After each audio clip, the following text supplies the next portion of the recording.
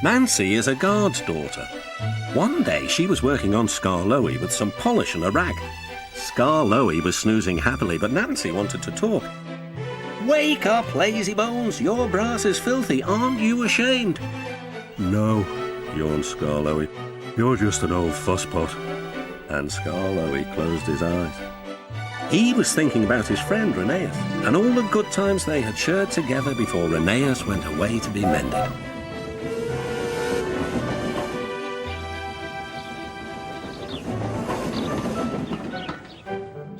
Nancy interrupted again.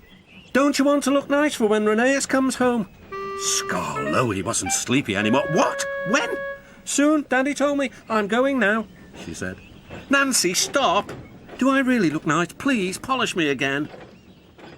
"Now who's an old fusspot?" laughed Nancy, and set to work once more.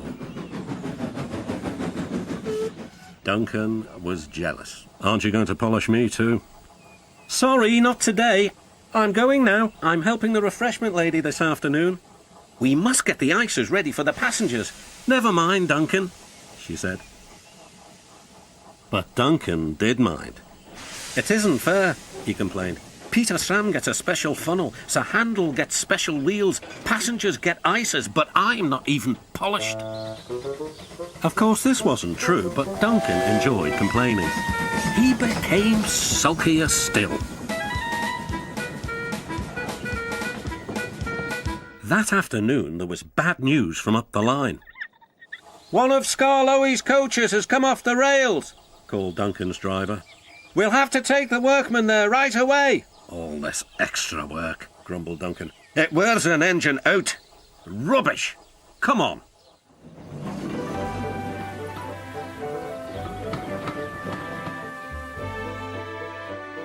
The derailed coach was in the middle of Skarloey's train, so he had gone on to the top station with his front coaches.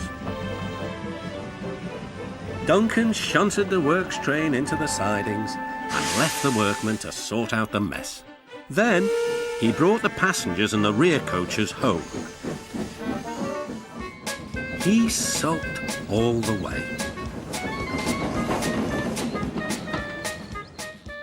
"I get no rest, I get no rest," he muttered. Duncan made the journey very difficult. He was short of steam, so his driver waited a while in the hope of raising more. But Duncan wouldn't try. "We'll keep our passengers waiting," said his driver. Duncan was cross. "You always think about the passengers and never about me."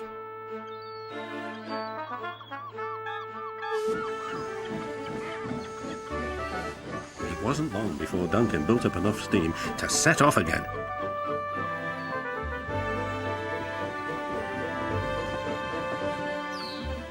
But he was still very grumpy and cross. "I'm overworked and I won't stand it." At last they reached the viaduct near the station. "Come on, Duncan," cajoled his driver. "One more effort and you'll have a rest and a drink at the station." Then Duncan was very rude. "Keep your old station. I'm staying here."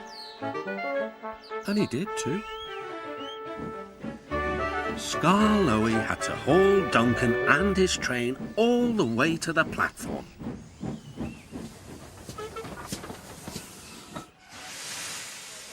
The passengers were furious. They told everyone what a bad railway it was. That night, the fat controller spoke to Duncan. "No passengers means no polish." "No polish means no passengers," Duncan muttered to himself.